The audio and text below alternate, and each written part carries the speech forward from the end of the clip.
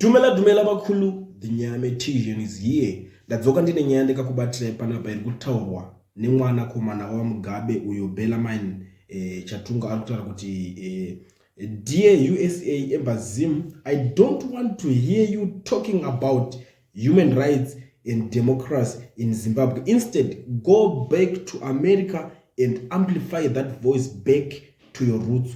In Zimbabwe recently, we held very peaceful elections and never had any instance like what we saw in America. Kwenye koko achikomenda ingeri nyaya kwa Trump ye andimoona assassination kwa Trump ye anyaya netsa kumana everyone aritoa nezvaipa Twitter. So this young man ari kutraya kuisa 5 cents dzake ipapo. But panyaya iyi zvayo tikada kunyatsa kuiongorora zvayo hapana hapo chinonyanyisa kushamisira pakutaura kwazvo kwazvinenge zvichiitwa this young man because mudhara vake vanga vasingaonani netimu rekuAmerica. Saka asi zvinhu zvinyowani zvazvo kunzwa iye achitaura mashoko iwaya zvakangofanana hazvina musiyano kakunzi keep your England keep my Zimbabwe chimchi.